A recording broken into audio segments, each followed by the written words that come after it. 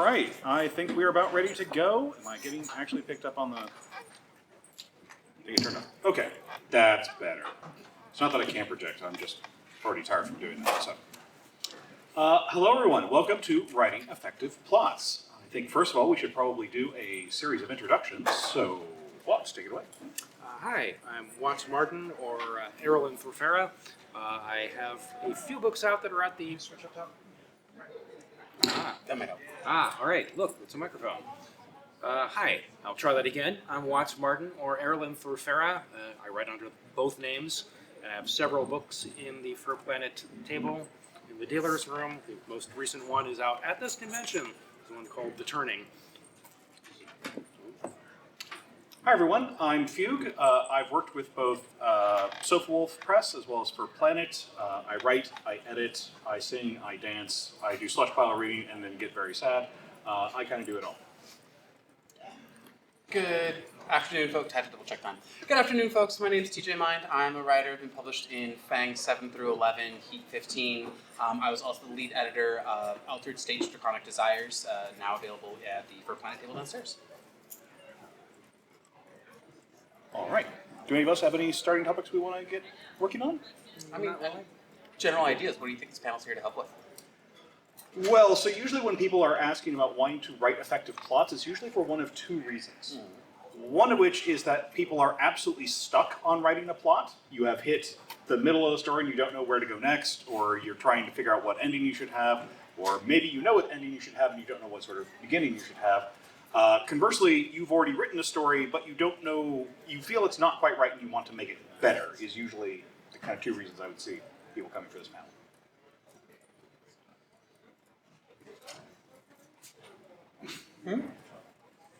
I mean, no, sure. I mean, I could definitely dive into... So the only reason I have this up here is because something I've stolen from a podcast called Writing Excuses. And unfortunately, it doesn't mean I have to give credit to Orson Scott Card, the bastard, but... I don't know if he came up with this, but they cite him as the source of something called the mice quotient or mace quotient. Plots typically focus on starting and ending one of these things. Depending on how long your project is, you're going to have one or more or multiples of these instances. To quote this directly, and this is from I found this on the Writing Excuses website. Stories are made up of 4 elements mixed in different proportions of Mailu, inquiry, character, and events. There are 4 different elements. These 4 elements help determine where your story can start, stop, and the kind of conflicts your characters will face.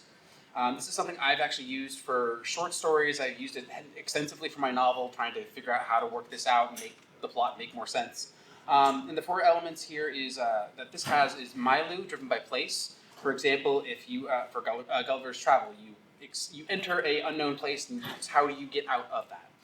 Inquiry or question, or ask, using the MA version. Sherlock Holmes, who did the thing, who did the crime, and then solving said question. Character driven by angst, any coming out story that furries have read or written. Dime a dozen, you find them everywhere, easy go-to subject.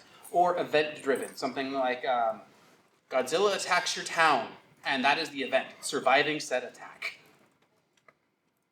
Yeah, I think this is a very useful kind of way to break it down into 4 main topics, but all of this is coming back to the idea of what is the expectation you're setting up for a reader and how do you meet that expectation? I just had a thought and the train went straight off the track. I didn't do it this time. Not this time, yeah. Oh, this also has a lot to do with genre and what genre actually is. A lot of people kind of make a big deal about genre and, oh, this is high genre, low genre, or ooh, genre. But really what genre really is it's the expectation. When you are a fan of murder mysteries and you pick up a book that's marketed as a murder mystery, you have the expectation that somebody better die in this. But this mice quotient is also about setting up those kinds of expectations. Are you a story about the milieu? Are you a story about character? Are you a story about events? And how do you communicate that to your reader? And how do you progress that through the story effectively? The mice quotient is a good technique for sort of structuring stories and figuring out different sort of subplots and overarching plots. really what you're trying to do for an effective plot is just get people interested in what comes next. A lot of times people will get very hung up on structure when people start talking about structure. They think about something that's very, very prescriptive, and they're like, I don't want to follow structure. It's like, this must happen on page 33, sort of things. And you don't really have to get down to that level. You probably shouldn't actually get down to that level. But you do have to have some idea of what's getting people to turn the page. So for me, there's a formula that I learned a while ago from I can't even remember which science fiction editor. I think Aldous Buttress, I believe. But it doesn't really matter. He said all stories start with a character in a context with a problem. And so you have a character who is usually going to be the protagonist, and the context is both the setting and the initial situation. So that's going to tell you about the genre and what their conditions are, what their life is like at that moment. And then you have a problem, which is just something that the character needs to solve.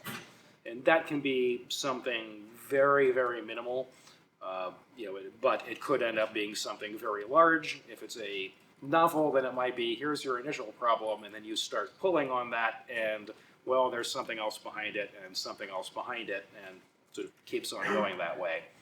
If it's a short story, it might actually just be that one problem, because you don't really have that much space for a tremendous amount of subplots. It's one thing that has to happen. But I think that's really one of the best things to do, is just sort of start with that idea of, like, what's the problem? What's this character trying to solve? And where are they going to go? For a longer story, you probably need to think about the ending at least at the same time you're thinking about what the initial setup is, and it's usually a good idea. There's other structures you will see for trying to build out stories, and you sort of want a beginning, middle, and an end in mind before you start writing. I think you don't actually have to have a detailed outline. Some people work best with detailed outlines. Some people feel like if they've written too much of an outline, they don't need to write the rest of the story. It completely demotivates them. And you might find that you're not actually following the outline as you go on anyway, but if you have something in mind to begin with, it's going to be easier for you to figure out what needs to come next. How do I keep driving toward where I think this story is going? And that's going to help you keep readers interested in the story. Right? And you can just make it more complicated the longer the text is. You're going to need to figure out subplots, and that's where the mice quotient can come in, because one subplot might be primarily inquiry-driven or event-driven. So you can actually read a lot about that online. There's writing excuses, and other people have written about that also.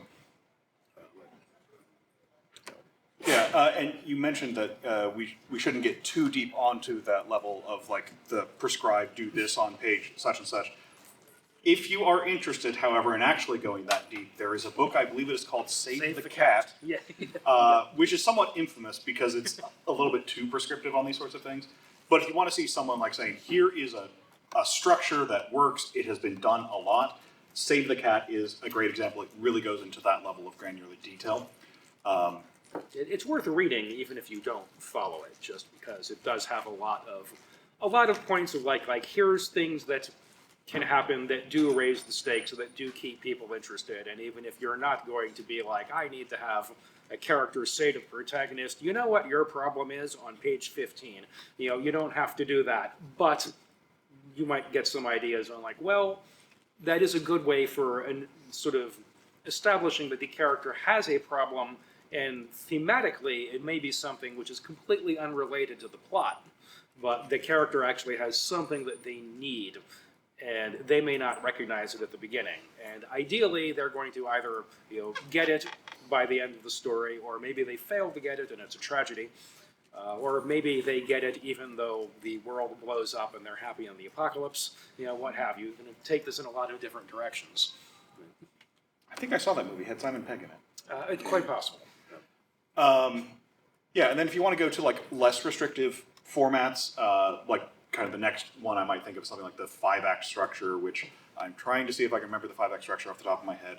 Inciting incident, rising action, complication, climax, and denouement. And I think I have the second and third one wrong. But regardless, there are other formats like this that have varying levels of structure to them, kind of baked in.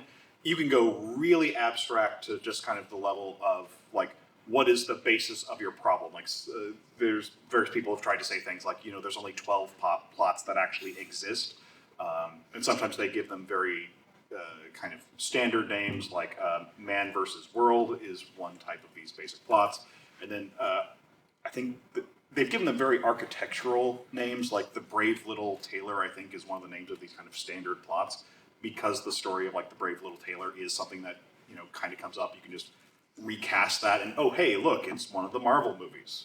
So yeah, there are varying levels of just structures that are already out there, and I encourage you, if you've not actually looked at a bunch of these kind of different structures, to go and take a look at some of them. The only thing that's making me think of is the hero's journey, heroine's journey. Just adding more examples of the exact same thing that, believe it or not, we've seen a billion times, whether you don't realize it or not. Right. Yeah, a lot of these are, these theories, they actually came out of people looking at stories and analyzing them, rather than like, I think I'm going to come up with a theory that will help me write a bestseller. It's more academic. A lot of times it's academic people, theorists, who have been looking at these and trying to figure it out. You know how to turn off that part of your brain, though. Stop it. It's hard, though. Yeah, Chapter 11 yet. and in fact, I think for like fairy tales, there's various different types of classifications of fairy tales, because even within the standard version of the tales you've heard, there are tons of different little variants. Like, okay, so everyone knows, like, there's the Disney version of a lot of these fairy tales, and then there's the actual Grimm's version of these, which are very different. But then also there's like, the kind of Snow White style story is not just restricted to Europe. There's versions of this that exist in many different cultures around the world, and so people have tried to like do analysis and say, okay, what are kind of like the key structure elements of this type of tale? Also, while I'm thinking about it, another book recommendation I have, and I wish I could like bring a copy of it and show you all here, but I've actually given it to another writer friend of mine, so I don't have my copy anymore, is Beginnings, Middles, and Ends by Nancy Kress. It's part of the Writer's Digest series of books and might be my favorite from all of that one. And she kind of brings up a lot of the basic topics that people have been kind of talking about here. She really does focus on, okay, what goes into a beginning, what goes into a middle, what goes into an end, and how do you kind of like problem solve your way through each of those if you're struggling with one or the other. Kind of similar to what you were mentioning from Burgess. Yeah, yeah. Yes, That guy. That guy. Yeah, I can never. I don't think I've actually ever heard anyone pronounce his name. It's Budrys. Yes. Regardless, Nancy Kress, whose name I do know, she talks a lot about how, with the beginning of a story, it's about kind of like asking a question, having the reader ask a question that you will then proceed to answer over the course of your story. So the question is a lot like the problem that was in that other idea of like, oh no, how are they going to get out of this? Or, that character seems depressed. Are they going to get over their depression? Or trying to jump to whatever recent Marvel movie I can think of, like, Thanos has come back. What is he going to do now? Right? So, at the start of your story, you're trying to introduce your readers to the world that you have set up, to whatever character you want them to focus on, and also what problem they're dealing with. And often you can like kind of try and boil that down more to that simple question of like, how are they going to get out of this is kind of the typical action one. And part of dealing with the middle and the end is trying to answer that. The middle is often a mix of successes and failures. Maybe they have succeeded in partially getting out of the situation, but oh no, we've jumped into a different situation. Like you watch a lot of the James Bond movies, a lot of those kind of spy action thrillers, and a lot of it is, actually now come to think of it, the Jason Bourne movies. Oh, he jumped out of one building. Oh no, there's a problem in the second building. Right? And you can do that in not as direct a format of that, but okay, they've solved one problem, but a different problem resulted from this, and you now have to go and deal with that one. These sorts of complications are a lot of what goes into your middle, and then your ending is trying to deal with, okay, I want to actually resolve this question either positively, giving us a happy ending, or negatively, and we have a tragedy. hyper simplifying it, I'm just taking out just yes and or no but. Just essentially, you have a problem. Do you solve? Does action solve the problem? Your response is either yes, and it's a yes, but this happens instead, or no, and here's the consequences of it. As another way to, because even with short stories, you don't want to just, I have a problem. Here's a solution. Yay, done. Really? Can I get a little bit more, please? Read a little bit more. That gives you the opportunity to, yes, I tried the thing, but again, I think back to the second out of position book specifically, which is just like, stop it. Stop trying to fix the problem. Stop trying to fix the problem because you're not fixing the problem. Stop it. Stop it. Stop it. Why are you not stopping? Keeps making it slightly worse each time. Yes. And like trying to think of another like classic plot that a lot of people would know is like the original Star Wars movie, right? So you have initial problem of like Luke and Obi-Wan are trying to get off Tatooine, and okay, they managed to actually do that. They go to their destination. What do you mean the destination is not there anymore, right? Solve one problem, suddenly now there's a different one you have to face.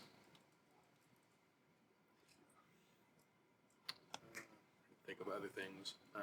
Well, while they're thinking, anyone have any questions? Anything that we could pick? Anything you guys want to ask? Sure. I mean, it's like a little bit off topic from this specific discussion, but as a writer, I think I have a problem of having the theme overshadow the characters, where it becomes. I almost feel like I end up reading my own writing and like, oh, this feels preachy because the characters just end up becoming so secondary. How do you manage that in a way where you keep the theme as like a primary important part of the story without it becoming overwhelming or overbearing? Well, I actually, a lot of times for longer stories like novellas, I tend to think of having two sort of arcs, sort of a plot arc and a thematic arc, which are interlinked, but they're not really, not exactly the same. And one trick that I've learned is that the plot arc is sort of defined by a conflict between a protagonist and an antagonist.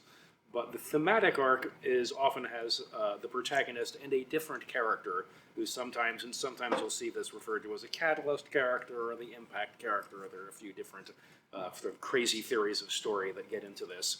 But I thought it was actually a really neat idea because the thematic one, it's not even necessarily a conflict, but it's sort of illustrating the theme through the interaction between these characters. That way you're putting it back onto the character and having them to sort of reconsider things.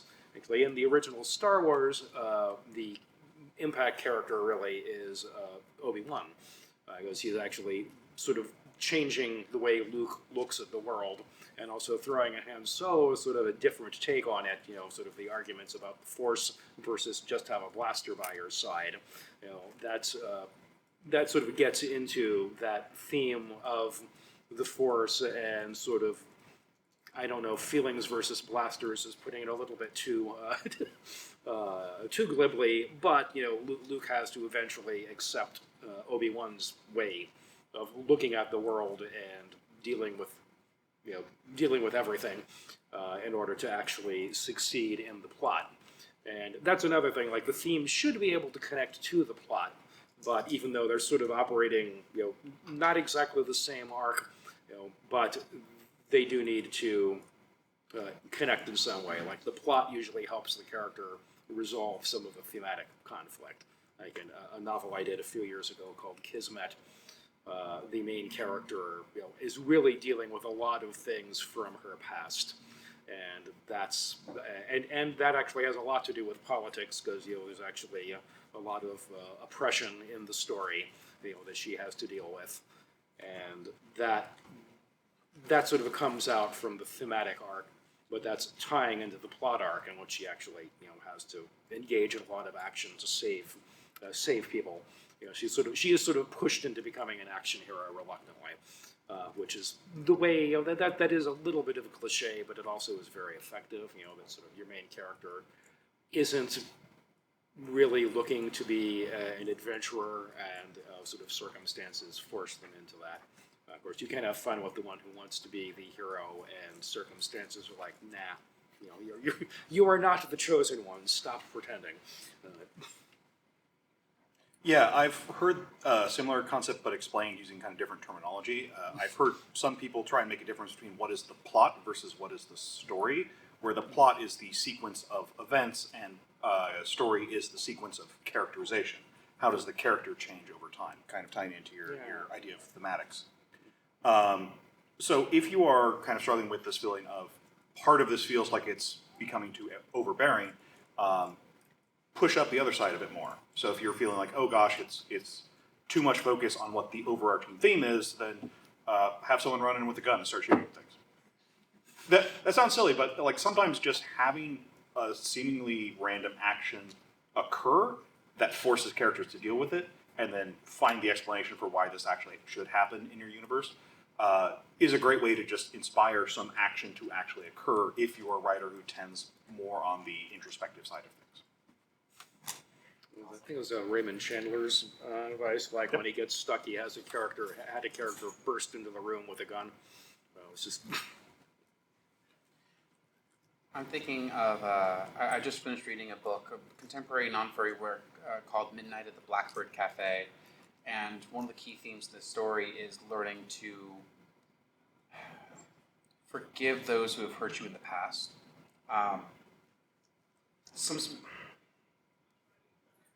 I was giving this a very queer reading, which makes me angry with this theme, because there could be trauma there that is not being handled appropriately by just forgiving. No. But anyways, that is a topic that has the potential to be very preachy. The question then becomes, how are your characters delivering this message? How are they reacting to the trauma, the trigger that's being triggered? Are they reacting realistically? Are they almost becoming a caricature by bending to the theme of learning to forgive and how that happens? Do these characters feel real as you're reading them? If they're feeling preachy, that to me feels like there's something with your character motivation that may be getting marred by your theme. I might at that point question your characters, at least the first three that I like to cite: wants, needs, and ghosts. But we will definitely go more into detail about the character panel, which is happening later I think later today. Don't quote me on that. I will get that detail in a hot second. Yeah, at 4 p.m.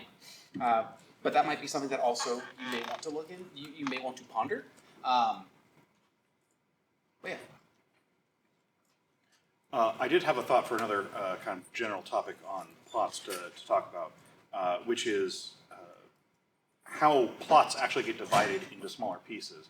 Because especially if you're just kind of starting off and you're looking at a novel, you might think that the kind of baseline element of a plot, kind of like what plots get divided into, are chapters. But really, chapters are just sort of an artistic thing that we toss on top of it so that readers aren't reading an entire book in one go. Because as much as we wish you would just like sit down with our books and just go straight cover to cover, we're trying to give you some breaks in there somewhere. But really, the kind of essential element of a plot is usually a scene, and then even a scene can be broken down further, typically into what's called beats.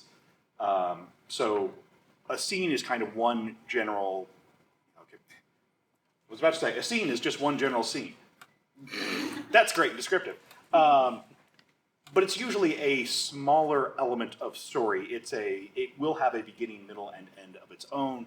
You have to introduce what's happening in a scene. Who are these characters who are entering this place? What are they doing? What are they going to try and accomplish?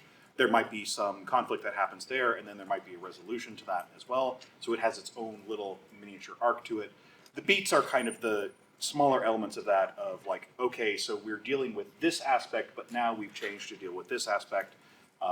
Like, for example, if you're having two characters having a conversation and one of them suddenly has just a big outburst that suddenly changes the whole topic, that's a beat. You've moved from one element of the conversation to a different element of the conversation. And then in particular with scenes, how many scenes should your book have, or your story should have? Yeah, enough. But also, there's the idea of like, are you writing a short story versus are you writing a novel? Because the structures there are very different. Usually it's a matter of how much middle do you get in there, because if you're writing a novel, that's mostly middle. If you're writing a short story, you might have almost no middle whatsoever. Thoughts on Yep. Oh, no, that's right. And novels also need subplots and intertwined arcs. That was a problem for me for years. I was good at writing novellas, and whenever I tried to write a novel, it didn't really work, and that didn't really get fixed until I went to a writing workshop, and you had to send in your stories ahead of time. It was for people who had unfinished novels that the instructor thought were still promising, and so I sent in, like the first quarter and only part that had been written of what became Kismet, and the instructor said, like, your novel, what you have is too thin, which I kind of knew. She said, you need to create arcs for all of the characters. Write a few paragraphs that are an arc for each of your characters, including the spaceship. And I'm like, okay. But she was right, because that's something that you really is really one of the defining differences. Is you have to have different plots, and I didn't know about the mice quotient then, but it would have actually been helpful in some ways, because you should have at least one of each in something that's a novel length, those arcs. And when I did outline Kismet more than I outline stories now, but it actually had, like going act by act. And there was one point when I started writing, I still didn't know everything. There was literally a point that said subplot goes here in the outline, and eventually, and I think ends here was actually something. Which actually ended up being really good, because by the time I got to it, I thought, this character for a short story that I had written in that universe, who I thought would only be in that story, what if she actually comes back and she is transitioned from human to furry by that point, so as a sort of different character. And kind of along similar lines, my current novel work in progress, originally, with the first draft, when I got to like 1,000 words from the end, I was only at like 45,000 words.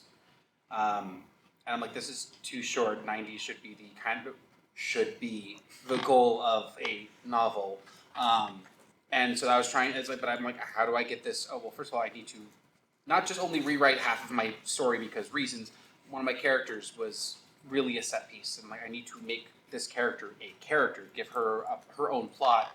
Came in with something else, and now I'm at like 91, and probably going to get longer as that it's continuing. I'm terrified. So, No, go ahead. Yep. so when I'm writing, I generally have really good hooks, and I know where I want that story to end. Mhm. For me, it's always that middle section where I personally kind of meander around. I don't know how to most effectively challenge the characters. What advice do you guys have for like how to basically propel the characters to the next adversity? So one thing you might want to consider is thinking about your plot as a graph, and in particular a graph of the amount of tension that's in your story. So usually when you have a beginning, you either have a little amount of tension or you're kind of showing some quick amount of tension that gets released very quickly to kind of show, okay, they're in this big action scene, but we're going to go back to normal very quickly.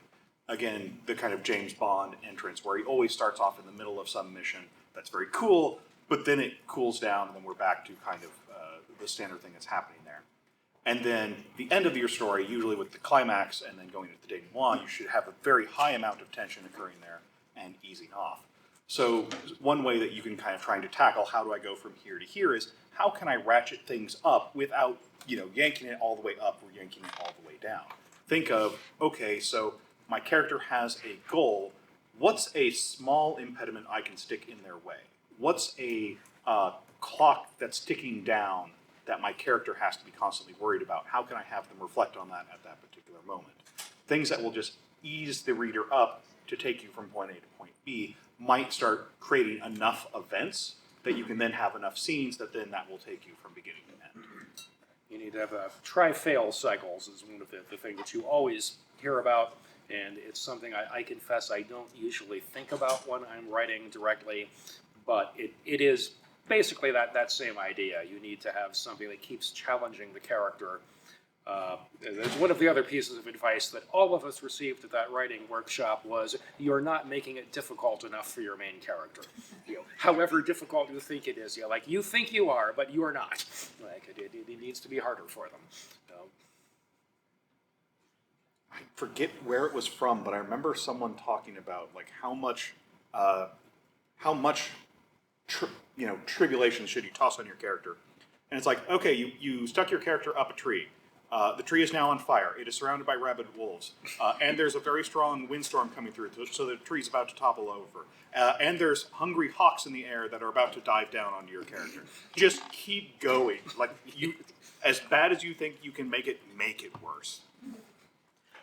So in that same vein, and going back to the earlier framework of if you don't know where to go, have somebody kick in the door with a gun, how do you back off when that's gone too far? And the best example I can think of is the movie version of The Martian, where it goes from bad to worse to understandable to cartoonish.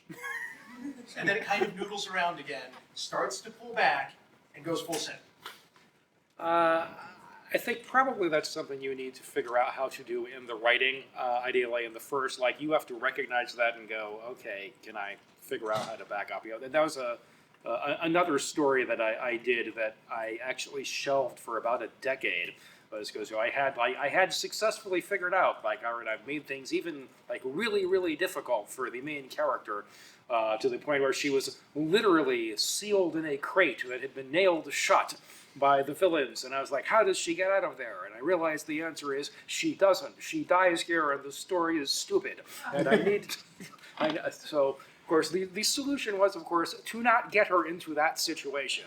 She is in some place that is actually still very bad, but she actually has the tools to be able to do something at the point to get out. So that is one answer. You might be like, all right, maybe I've hit the gas on bad things just a little bit too much, and that's probably, at least for me, that's definitely the tell. Like if the answer is actually the character can't get out of this without divine intervention, then probably you need to back up a little bit. Are you saying that authors are gods? Would it be fair to say to put your characters in as stressful in a situation that is stressful enough to them to where it is difficult but not impossible for them to get out of it?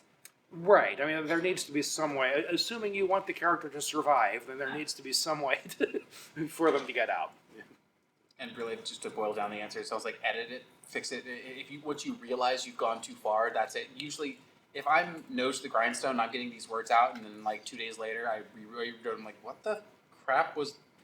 Delete. Okay, let's try this again. Don't delete. Cut. Copy, paste. cut. Yes. Put it in a different document, because you never know when you might want that idea. Another thing might be possibly to realize that you put them in over their heads. You can give them a way out. You can say, oh, my character's stuck inside this crate. I know, they'll have a pry bar on them. But then you need to have some way of going back before that and saying, why should they have this item on them? Now, that can actually be a great way of creating more story elements, because you go, well, I need it to be reasonable that they would actually have the thing on them that they need to get out of this situation. Right. So let me go and write some scenes before that will explain how they got this item. You can do things like that, and that can help also expand if you're struggling with that middle part, as we were discussing before. While it wasn't a pry bar, it was actually close to that in that story. He gave her something that she had that she realized, I can actually use this to... I am suddenly also reminded of the opposite of this, which is anyone out there who is a dedicated Whovian will know that 90% of Doctor Who episodes start with the Doctor getting separated from the TARDIS, because the TARDIS could just solve the problem instantly.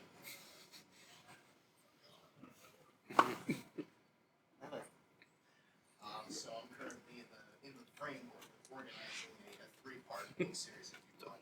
So the big problem for me is trying to figure out character arcs. Now each story is supposed to take place from different perspectives of all encompassing characters, and the writer wants to think, well, it's an arc, encompasses the entirety of all the stories, but should I create, or should I localize it in particular books, or will there be constant challenge throughout the entire story? How do you handle character arcs, or are there multiple arcs for the character? Can I start with this one? Yeah. It depends on your story. But in all honesty, trying to be a little bit more serious, my high-level, immediate, knee-jerk thought, without knowing any context of your story, if you're changing POVs, to me that means each character is individually growing in each novel. But it's still, your character's going to have to see, like, they already saw the prior characters change, whatever journey they went through. I would still think, personally, you have a problem introduced in book 1 that gets solved in book 3 together as a group, but it's person A has their own little dilemma. Actually, person A has their first step to get through, person B has the second step to get through, person C has the third step to get through, which revolves them all growing together at the end. At least high level, no context on your story, that's the knee-jerk reaction I have to it. Yeah, but that's what I would think, that you probably want to have mostly complete character arcs for them, but then there's an overarching plot arc. And you know, for series, it's always a little bit of a challenge, because the question is, do you want it to really feel like one novel that's been arbitrarily chopped up into 3 parts, or do you want it to feel relatively satisfying, even though people want to go on to the next book? Which one? I prefer, as a reader, like the books to be, feel at least somewhat complete, even if they go on. Like I just recently read a furry novel that was good in many ways, but it basically just sort of stops at the end. And I know that there are more books in the series, but it's almost like it just sort of like stops. Then with a little thing at the end, it's like, oh, and I remembered to throw in a cliffhanger to make you hopefully buy the next book. Small individualistic character problems with a grand overarching issue, essentially, that allows for growth in the small term, but creates an end goal of satisfaction. Yeah, and I should say now that this is speaking of someone who's never attempted to write a series, so my advice may be bad, but that's what it seems. I mean, I've written a couple sequels, but I used to have a very strong allergy to series, because I think I am old enough that I was coming in high school reading books when fantasy series. Everybody had to do fantasy series that were open-ended, and I kind of burned out on them. And I'm like, could I just get a few novels that end? Yeah, and I think that actually goes to another kind of interesting point, which is like, if you do have lots of characters because you're writing a longer story and you want each of them to have at least some sort of arc, how do you like properly pace all of the arcs together? And I think part of that is you should try to kind of evenly space it, and in particular, you should not feel like any character has been like ignored for large sections of it. So, if someone who's coming back to your story and reading maybe a chapter every week or so, they shouldn't kind of go on like chapter 15.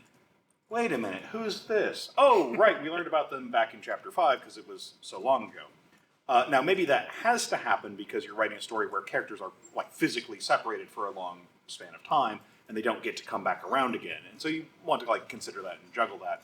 But generally try and give a lot of different characters equal weight, even as you're trying to have maybe a central character with a central focus. I will also add, again, with my knee-jerk response of each character is their own. As far as the series goes, the other question that does bring up is, how do you have an overarching story with 3 different POVs? Why are you changing perspectives? At that point, if you are telling one story, why not just have all 3 characters? Again, I'm boiling it down. Why not just do an ensemble cast? Why have each book have a different POV? Why not just have POV changes in your story? I think there's a book series I read recently that was a trilogy that I absolutely hated the way the 3rd book just changed.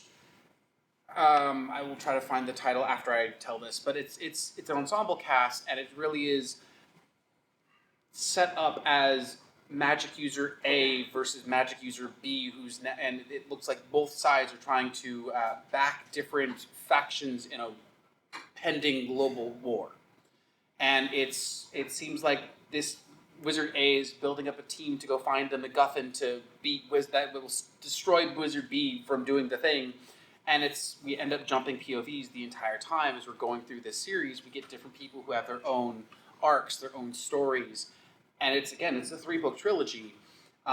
It's heavy, it's dark, it's violent, and it does all these things, and it does have at least a contained plot within these 3. Technically, the conflict is not ended because reasons and. How do I you swear I do feel like about reading. But it's to me those are a little bit more engaging, and especially because unless you start with character A and then character like they're all friends at the beginning, character and then they do this. That makes sense as to why you have different POVs.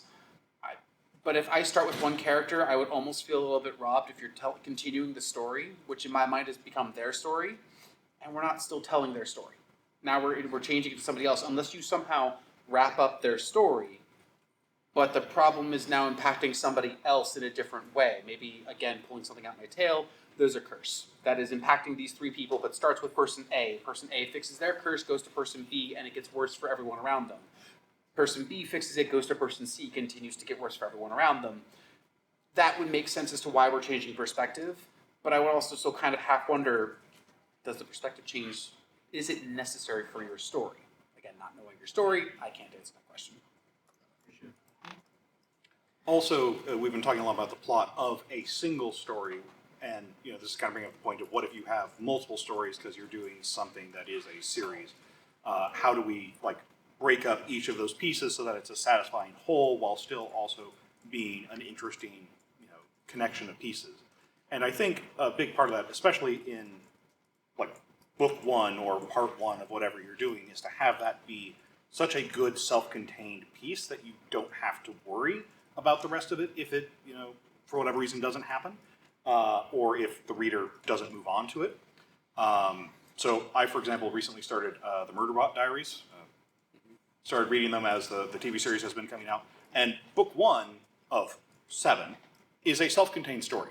You don't have to read the rest of them to enjoy book 1. It feels very good in that way.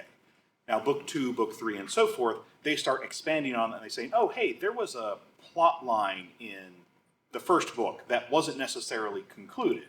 It was kind of left as an open-ended, here's this question we just don't know the answer to, which is fine to have in a novel. But then they said, oh, well, we left that question unanswered, let's try and answer it now. And there's still another question, let's try and answer that one now. And so it allows it to kind of keep expanding onto more books without letting it feel like you must go on and read the rest after book 1, which I think is a good way to do it. Yeah, each book is still self-contained, fairly self-contained. Yeah. I've read them also.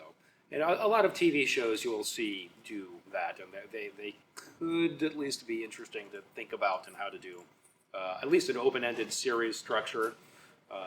Like something like Burn Notice was one that I was recently rewatching, for instance, and it has an ongoing arc story, and this is very common.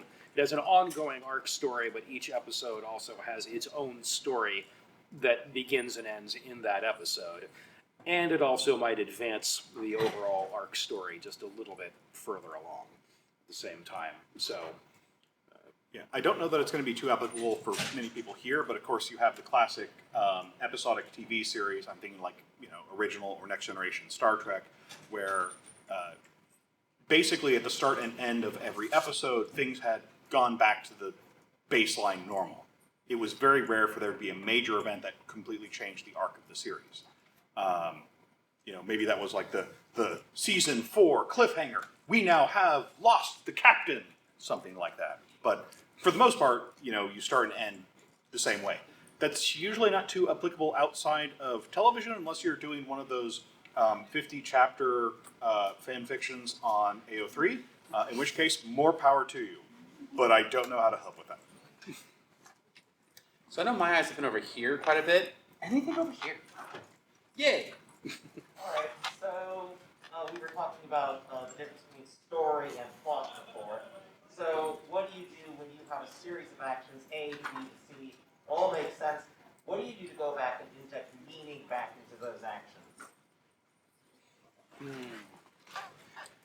So I like to have it that in some way the plot conflicts with the character. So you are having these events, and it's not just that they're happening to a random person, they are happening specifically to this person, and that is bad for them personally. I've heard this advice given for whatever reason. I was reading a book about how to write a book or a movie about disasters, and like, okay, you have a disaster. This disaster is going to kill millions. It's going to affect millions more. Who do you choose to tell the story about? Who does it impact the most? Who does it make the story interesting about? So that's if you have the event in mind and you're thinking about from character. Alternatively, think about it from the character perspective. Your character has a particular personality to them. What sort of events are going to rub them the wrongest way versus some other character? What makes their lives miserable, but everyone else is like, maybe it's not the worst thing in the world.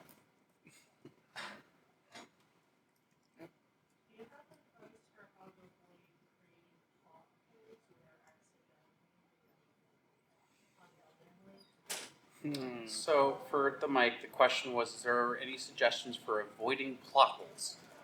I have the short, quick answer. Beta readers? Beta readers.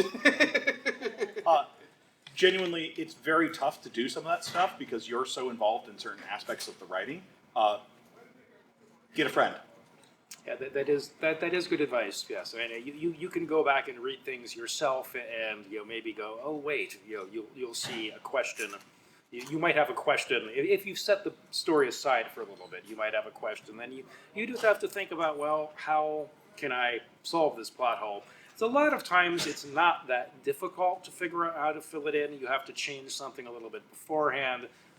Maybe you might just take it out. Maybe the answer is, well, don't actually put the character in the box or what have you. But a lot of times it may just be a simple fix. And again, having a beta reader might be able to point out things that you weren't even thinking of.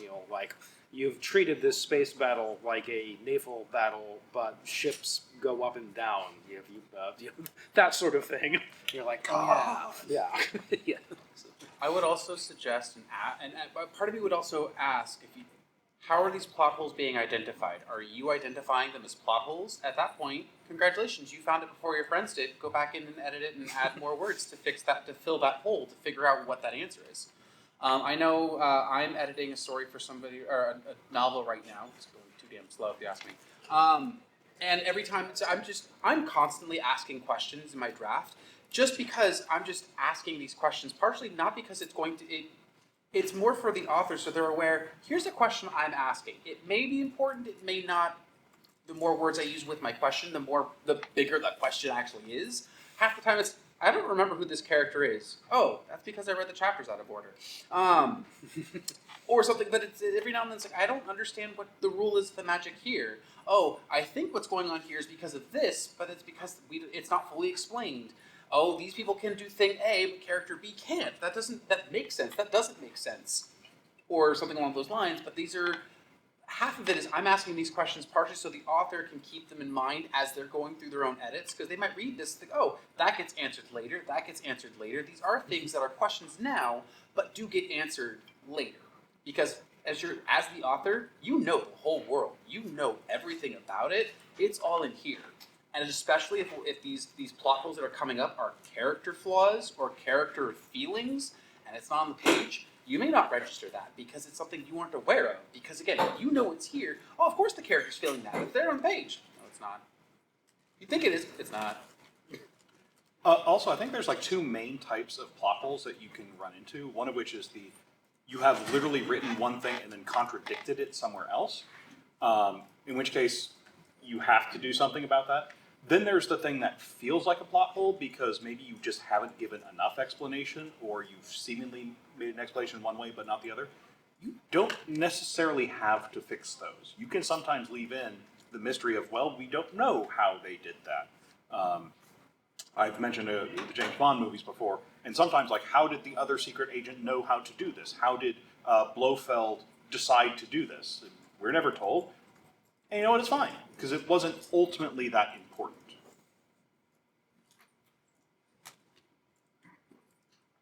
Yes. A little bit ago you said something along the lines of plot as a conflict with the character. And also earlier, I think you guys said along the lines of plot protagonists to solve a problem. You stated that part of the purpose of the plot is to prove the character wrong.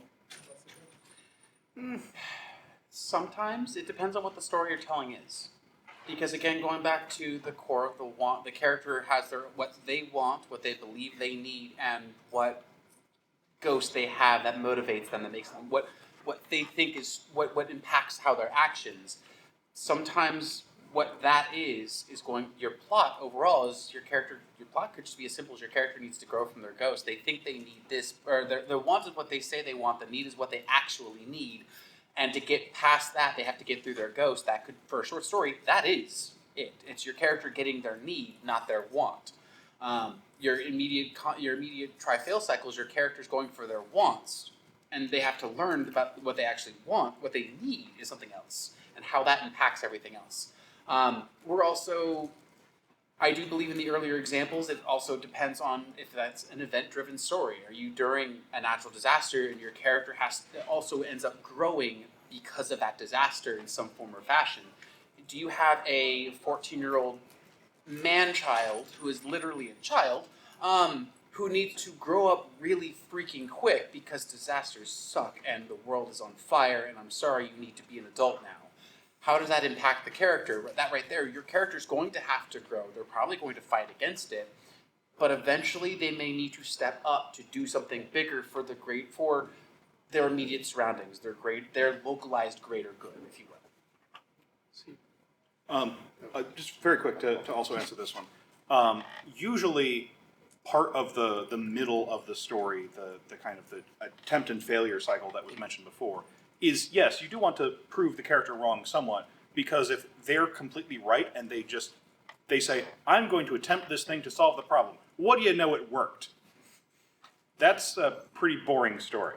So challenge the character, even if they may ultimately be right, as it turns out. Sort of piggyback off of that point, like where it's like, for example, I have a story that I'm trying to write some characters that are basically, look, this is what they want for the objective, but basically, what it relates is how do you figure out like, well, this is what they want, but this is not what they need. Like, how do you figure out that? Oh, you tell me. I mean, you know what? I'm not trying to be sassy with it, but it's also that I know what my character, especially if I have a story where, I'm trying to find a safe work example I could pull off the top of my head.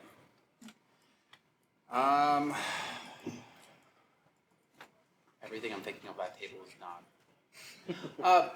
Character is trying to take his boyfriend on a trip to a special place where he knows the Fountain of Youth exists. My story for Roar 7, spoiler warning for the end. At this point, it's my character wants to go to the Fountain of Youth because he already knows he has cancer. He wants to go and drink from the fountain to cure him of the cancer and give himself more time. What he needs is to...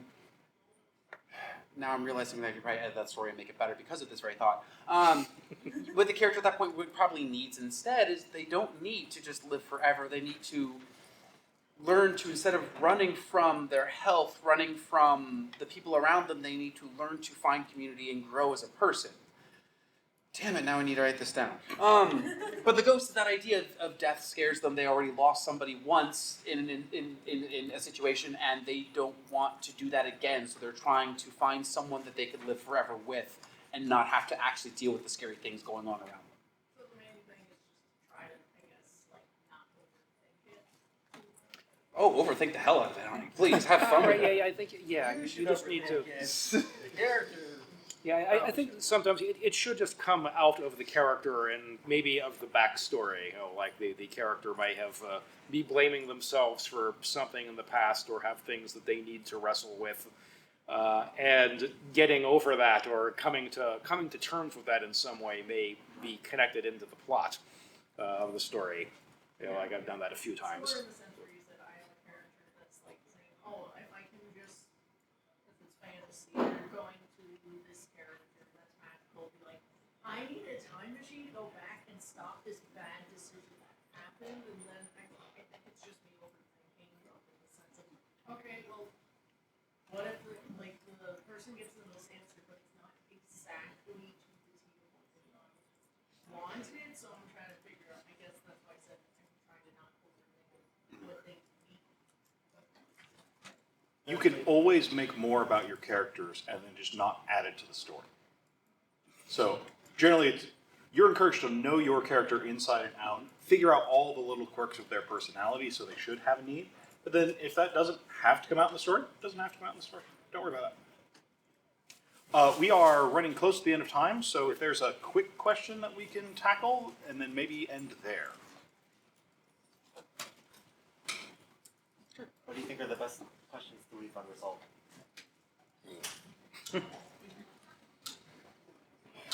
So the question was, what's the best question to leave unresolved? That one, no. Probably don't make it too connected to what the main problem of the book is. So if you have, hey, this book is about trying to solve this problem, don't leave that problem unresolved at the very end, because then, it feels wrong. Now, sometimes you can do the thing where you have, this is what the character thinks they need to resolve as their problem, when in fact it's this other thing that they need to resolve. You can resolve that other main thing and then go, oh, well, I never actually resolved that question of how do I get back home? And maybe that can be the thing that's unresolved and left for another book. So one examples that I might suggest is if you're writing a series, especially if you're trying to do the commercial thing and writing a series, the thing you want to leave unanswered is whatever's leading to your next book. Or if you're done, spoiler warnings for a series that's over 20 years old at this point, Animorphs. The ending of that, you have an idea of how it ends. It's not spelled out that everybody dies, but you have a very, very, very strong idea that they did the thing. They did the heroic thing. They saved most of the people with all the trauma they now have. And oh wait, we might have fucked things over by doing this thing that we thought was for the greater good.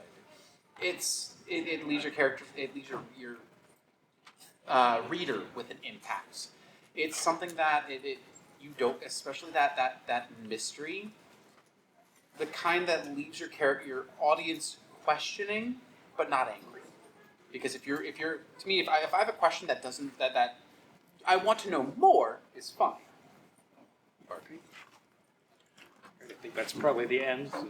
Yeah, The because I next think panel the is next group's filing coming in. in. So thank you all for coming to Writing Effective Plots. Thanks for being fun.